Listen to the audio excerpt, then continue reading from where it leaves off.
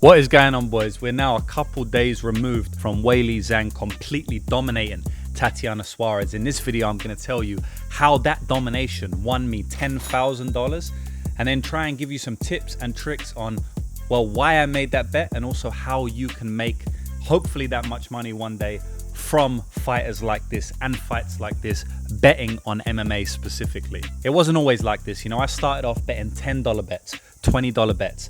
And in the year 2025 and a couple years preceding this, I'm able to now make $10,000 bets, even upwards of $50,000 bets. It was a long progression, and the tips and tricks I'm going to tell you in this video will help you on your progression to hopefully one day making the same amount of bets. So let's get into the video. Ladies and gentlemen, the strawweight champion of the world, Zhang Weili. How do you not love Zhang Weili? So first things first, let's congratulate Weili Zhang, because man, that was a crazy performance. You know, I bet on her. I bet on her as the underdog. I didn't expect her to dominate the way she did. I knew late she could dominate, but she almost dominated from the first bell. I mean, even the first round when she got taken down, she instantly reversed. She looked a lot stronger than Tatiana Suarez, a lot more physical and a lot more athletic. She got taken down in the first round, yes, you know, for a couple of minutes, but after that, Suarez had little to no success in any realm of the fight.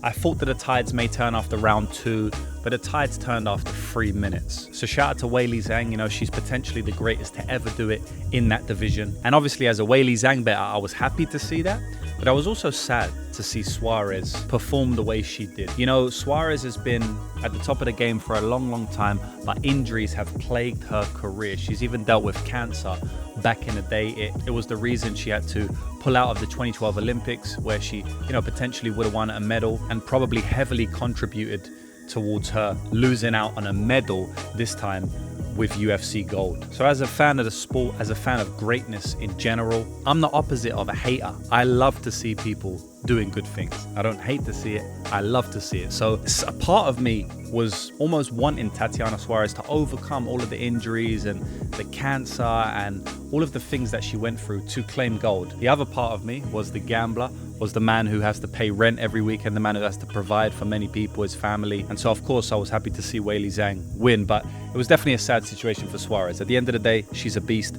She's accomplished so much in the sport. She has nothing to be ashamed about. Shout out to Tatiana Suarez. But let's get into why I bet on Zhang. So one of the reasons I bet on Zhang is because of activity, right? So if you're betting on the MMA markets, activity is a massive thing, very important. You want to make sure that you're betting on fighters who are consistently active and showing you their skill sets in recent times. So much can happen in a year.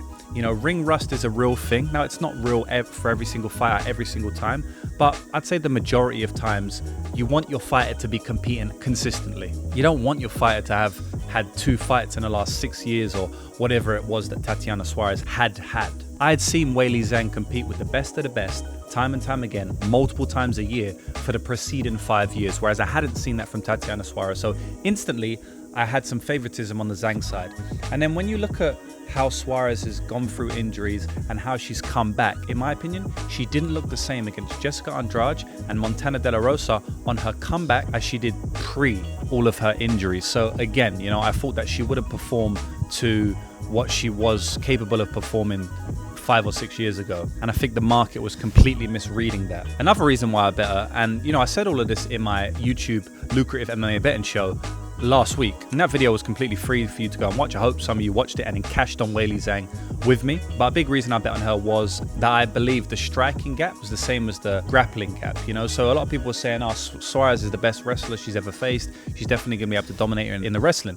But I didn't really hear many people saying that Zhang is the best striker that she's faced and that Zhang would dominate her in the striking. And we saw that. You know, she brutalized her on the feet. I thought it was going to be a stoppage. It was actually surprising that it wasn't a stoppage. Obviously, that just speaks to Suarez's toughness. But she got beat up badly there. She got used as a heavy bag, especially in the later rounds. That round 3 punch shook her, shook even me watching at home. It was a brutal shot, and she got beat to a bloody pulp. And that's always a risk when you're betting on the clearly inferior striker. Another reason why I bet her, and you know, all of these things you can take away into your own betting moving forward. So another reason I bet her is because that she was the way more well-rounded fighter. You know, so Suarez is basically a wrestler with some good submissions, heavy top control. She's not the best jiu-jitsu girl of all time. You know, she's more strong athletic, especially 5-6 years ago. She's got a great guillotine, and she has shown that in recent years. I guess she's with Patchy Mix, you know, that's her boyfriend or husband, and so she's obviously been drilling that. She's a good jiu-jitsu player, but she ain't the best in the world. For the most part, she's a wrestler. Zhang is a striker, a wrestler, a grappler, and, you know, she has come on leaps and bounds in all realms of MMA and improved heavily where I didn't see the same improvements from Suarez. I didn't see her become so much better with the jiu-jitsu. I didn't see her become so much better with her striking. I just didn't see that, right? So I just thought I would get in a better, well-rounded fighter. And there's many other reasons, right? But I think those are the main ones. Cardio was a huge one as well. I won't go into it. And this allowed me to win $10,000 on Weili Zhang. I also bet on Dricus du Plessis. Again, in my breakdown show last week, which I do every week, I told you to bet on Dricus du Plessis. I said I believed he was value at -200. I still believe that. I think he wins the fight around 7 or 8 out of 10. So he should be -300, -400 range, in my opinion. And you know, we ended the card really, really hot, but it wasn't all sunshine and daisies. You know, I want to speak to you about the Weili Zhang bet because I believe it was one of the best bets of the year. But the card as a whole didn't go that great for me. I had Jimmy Crute to win via KO at +600 and Jimmy Crute to win via KO in round 1 at +1200. Now I thought that was cash. You know, I thought basically the fight was over, and obviously, you know, we couldn't bring it home. And then in round 2 and 3 kind of gassed out, which was quite upsetting. It was over a 7-unit swing for me. But those are the breaks sometimes in MMA. Overall, I actually ended up losing on the card, 1.6 units. And that's me being completely transparent here. When you're a full-time sports bettor, it can be very, very stressful because basically your paycheck is reliant on your results. And in a sport like MMA, it's reliant on your results on a sport with the thinnest margins. Like if Jimmy Crute gets the KO in round 1, I'm partying.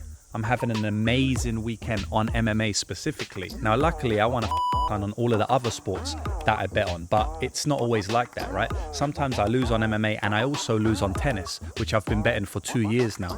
Sometimes I'll lose on tennis and MMA and also basketball. You know, it can be very stressful as a gambler because you can never guarantee that you're going to earn money. You know, if you have a 9-to-5 job, you can guarantee how much money you're getting every week. Unless payroll F's up or something, you're getting your $1,000, $2,000 a week, whatever it may be.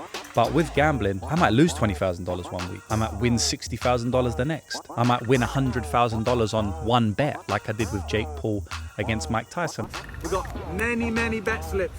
All of these, they're all Jake Paul bet slips. Look at that. Look at this, 27k into 37, 800, 156k in the bag.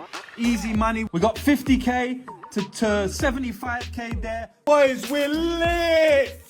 Loads of bets last year, to be honest. I had Neil Magny, it was about $70,000, $80,000. Peyton Talbot was around that. But then there was days where I lost $50,000, $60,000. So it's very stressful to be a gambler, but it also allows me a lot of freedom. Like for example, today, I'm in the jungle, but this is all paid for from gambling. And luckily for me, I can still work and make money in a place like this. You know, I don't have to be locked into an office. So that'll be it for today, guys. You know, Weili Zhang was one of my favorite bets of the year and one of my favorite bets in general. You know, it was for a title fight. It was a big fight.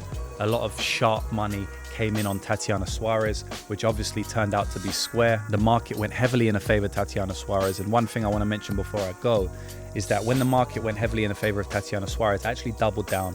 I rebet Weili Zhang at +140. I bet her at +105.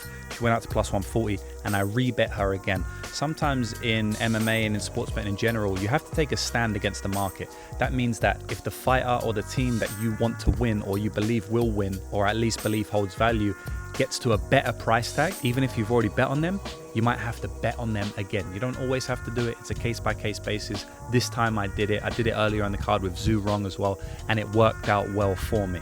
So there were lots of lessons to learn from my Weili Zhang bet that I can give to you. So hopefully you can take some of the lessons that I learned or some of the lessons and my knowledge that I used to bring to your own sports betting and earn more money in the future. That's it for today, boys. I'm gonna go and enjoy the day now. I will be back with another video soon.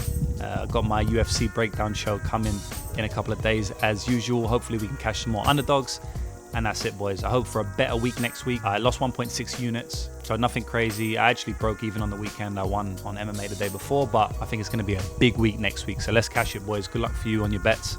See you in the next one.